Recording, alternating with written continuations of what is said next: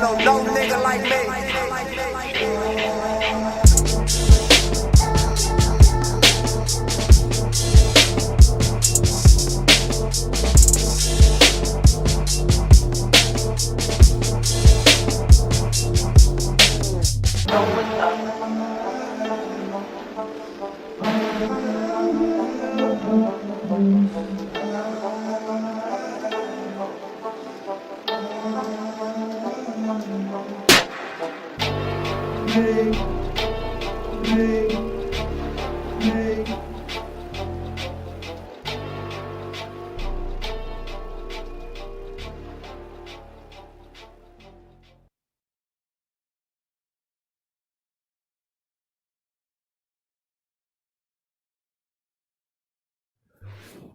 Alright guys, Fula coming to you with another video. Shout out to the whole LDBC. So in this video it's another social issue video.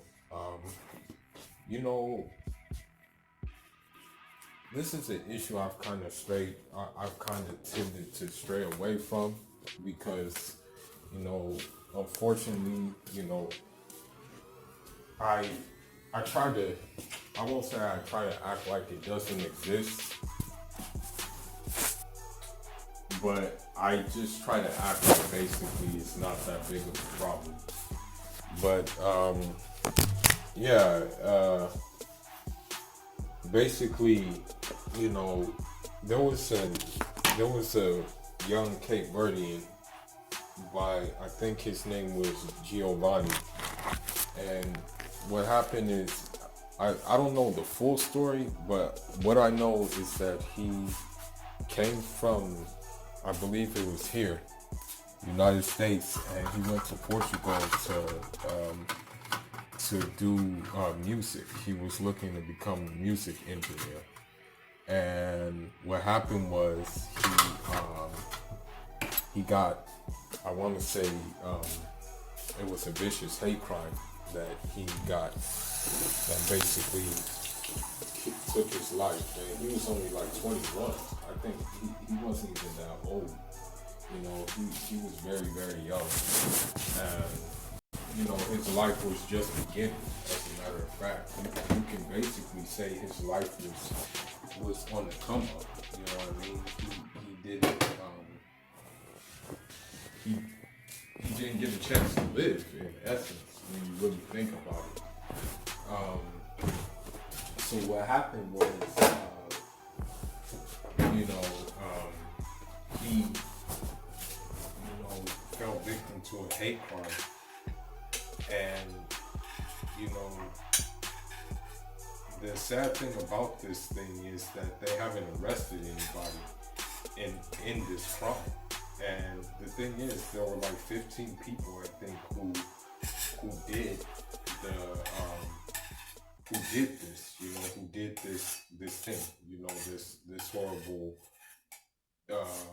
crime. And I want to take it a little bit further by saying that this whole thing is kind of like twofold. This unfortunately is twofold on what I mean. We're so far behind, man. Like when I say we're so far behind, I'm gonna get into what I mean. Man, it's unfortunate. It's unfortunate this happened, but I first and foremost, before I get into this whole thing, I just want to give, I hope, that the family, receives solace, and that the family, is patient with the loss of a loved one. I know how losing a loved one can be. I've lost, as a matter of fact, I've lost like a few loved ones within a short period of time. It's not, and I'm not trying to take the attention off of that family, but let me just go ahead and talk about this. Now, I was watching Portuguese TV about this issue, and the woman, she's very ignorant. She said that this was not a racially motivated crime, and it wasn't a hate crime, and that all the people who were doing it were just drunk. That was the only thing that that was the only problem with them, was that they were just drunk, and that there was no racially motivated intentions in doing this, in doing this crime. And I just say, it's complete rubbish. It's really complete rubbish saying something like that. It's culturally motivated. And there's something else that I want to say about this. I want to say that Portuguese, especially Portuguese who like African people, like especially Portuguese dudes, especially Portuguese women who like African dudes, they will say that Portugal don't have a race problem. They'll always put that out. They'll say that Portugal is an example of a multicultural society that is functioning very, very well. But, bro, I still have family there. They tell me all the time what they go through in Cabo de Moro. They tell me what time it is. When I go visit, which is rarely, it's the same thing. It's always like that. And I'm not saying that we're not responsible. Like, some of the responsibility has to be placed on, us Africans, because I'm not gonna lie, sometimes Africans do get involved in stuff that they don't got no business getting involved in there. I'm not gonna sit here and say that we're saints when we go there, but the majority of us who go are just looking for opportunity, that we wouldn't get back home because of conditions. But, this is not a one-off case. Like, I'm telling you, they go hard. Like, they really go hard. Like, especially Portuguese policemen. They go hard on Africans, man. And I say this, I want to get this point across. This is the main point I want to get across.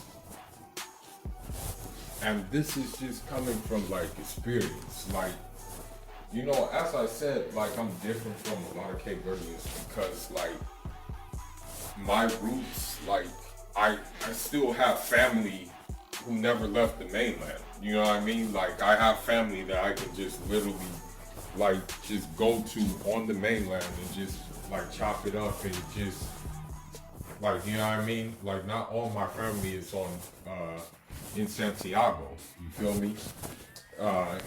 And so it's like a different thing, and even I had a homegirl who was similar too. She had the same thing. Like, her family originally, like, a long time ago, like, I would say during colonialism, maybe, her family came from Senegal. Like, her great grandparents came from Senegal. But, eventually the family made roots there. And so, although we're still from the same tribe, we still can bust out the Creole and stuff like that. You know what I mean? And even though her name, she may have like a Portuguese name, she still has her, her tribal name. But my folks didn't bother giving me a Portuguese name. They just kept my tribal surname. But anyhow, I want to get this point across, with this. Because it's crazy, like, when you read the history of, the independence fight for independence for Guinea-Bissau and Cape Verde. Like, they were, like, hand in hand going for the same goal. But, unfortunately, as it always happens, there's agents who were bribed essentially by the Portuguese to create infighting within the movement.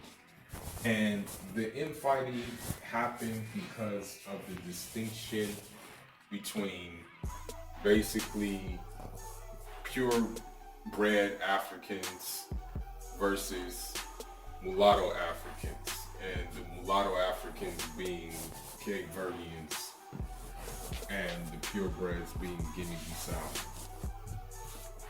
Now, here's the thing, and this is going on to this day. I swear to God, this is going on to this day.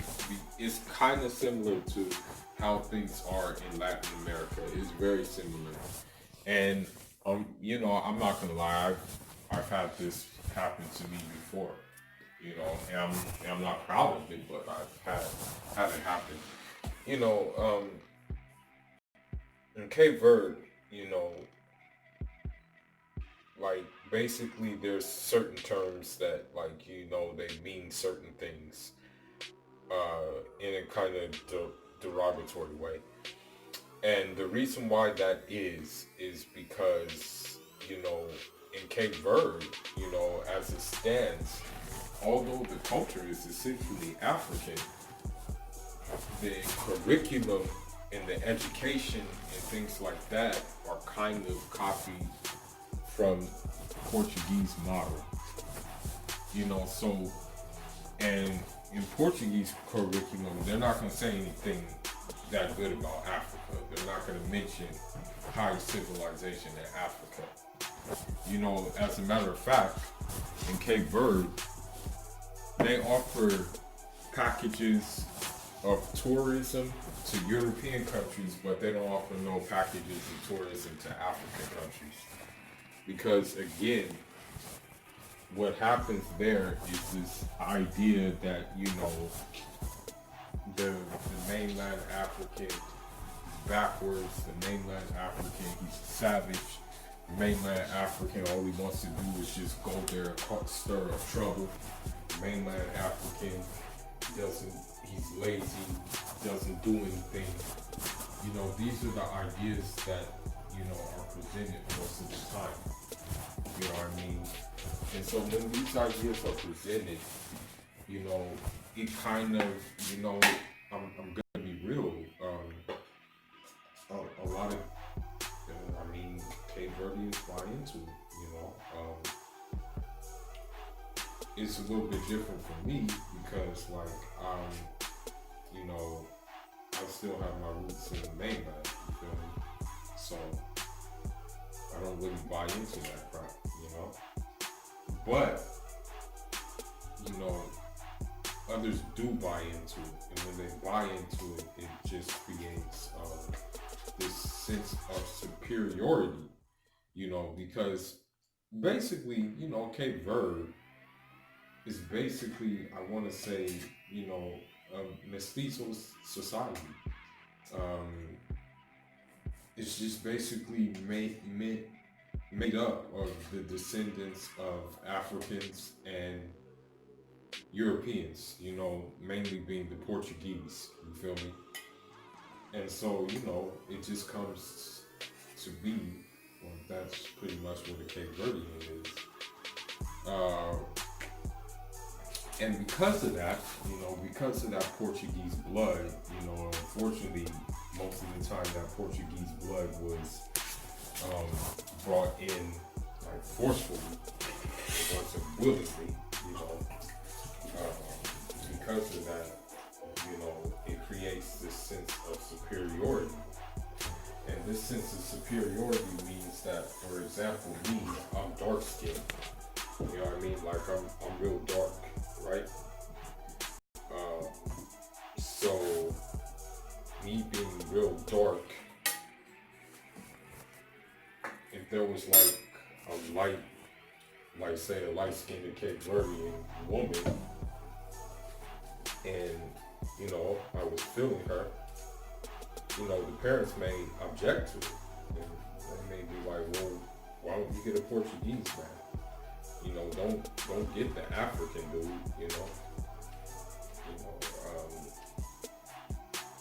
yeah, don't get because you want to better the race, and that's the same thing that happens in Dominican Republic, and it's the same thing that happens in other Latin countries. And so the thing is this takes place, this sense of superiority takes place, sticking noses up at just pure Africans, ridiculing them and kind of just talking bad, derogatory of them and things like that.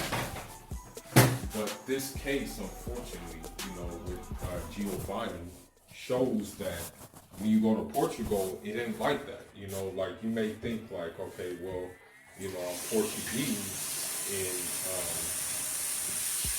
you may think that you're Portuguese in Cape Verde, but the reality is, when you get to Portugal, you ain't Portuguese. They're not gonna look at you as Portuguese. So that's what I'm saying. We need to cut that shit out, man. On the islands, we need to cut that shit out, bro. Because a wake up call is waiting to happen. And that's the one thing I don't want to see. I don't want to see any of my brothers and sisters thinking that, oh, I'm Portuguese. I'm just Portuguese on an island. And then try to assimilate so much into it that you end up unfortunately the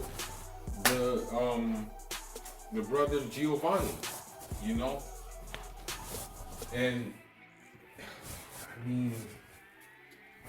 sorry to say it, man, and I'm not saying this in like a bitter way, but if you knew some of the things that the Portuguese did during the independence fight, I don't know if you would want to be proud of having that Portuguese strand. Although their descendants aren't responsible for the actions of their forefathers, it still shows that, that residue among some of them hasn't worn off yet.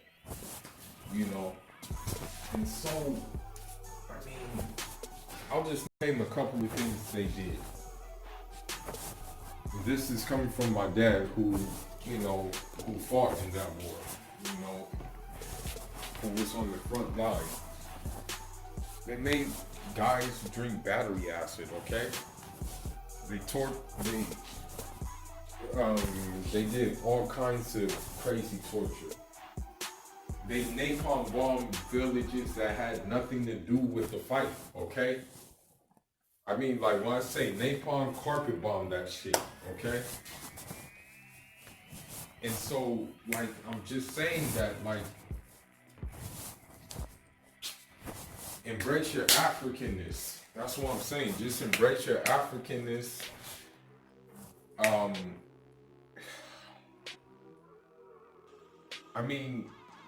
I guess it's cool to acknowledge the Portuguese ancestry, but don't acknowledge it so much and buy into it so much that you forget that shit won't pay off if you go to Portugal. And unfortunately, this experience with Djovany teaches us that. But again, it comes down to the education.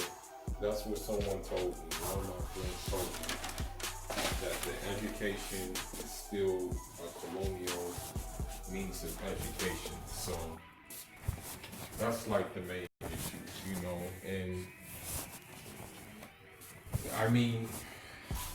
even with Amilcar Cabral, the GOAT, Amilcar Cabral, he had to go through a process of realization because he was a Seminado too.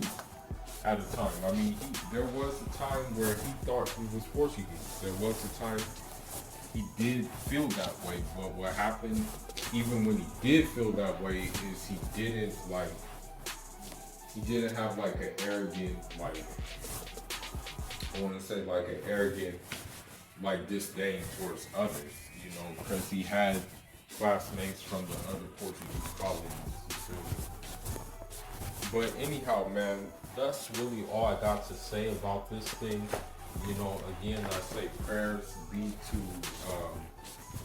the family because of this thing. You know, this is very unfortunate to happen, and you know he's going too soon. You feel me? But I just wanted to make this video because of the simple fact to show that no matter how much, like no matter how much we try to like be Portuguese, you know what I mean? Like, it's just not gonna happen. You know, they're not gonna look at you as like a Portuguese person, you know? And so, I don't know, man. Like, you know, with me, you can tell I'm African. That's the thing. You can tell like from right off the bat that, you know, I'm African. And so, you know, with that being said, man, we kind of gotta like wake up. You know, it's both. I'll say this: it's both a gift and a curse. Like, to still have family on the mainland, because in one notion, it's like, okay, you know your tribal dialect, you know your customs and things like that. And that's another video in itself, because, you know, I'm going to say this, Fulani are everywhere. And yes, Fulani are in Cape Verde.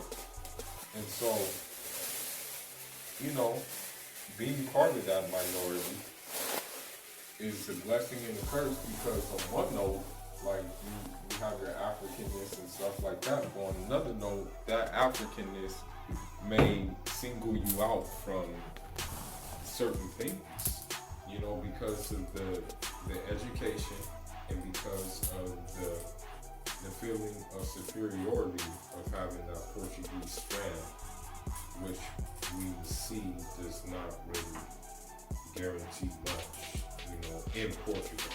You know, in Cape Verde, yes, I will say that like the elites of that country, you know, they tend to, you know, look a certain way, you know, and so, and have a certain skin tone as well. But what I'm saying is that, you know, that no matter how much we like try to like embrace that aspect, it's not going to be reciprocated regardless, you know. It's just not at all. But anyhow, man, that's all I got for now. Fully signing out. Leave your thoughts and leave your comments. Again, prayers to the family of Djovany, and I hope that justice is served for that case, you know. But that's all I got for now, guys. Leave your thoughts and leave your comments.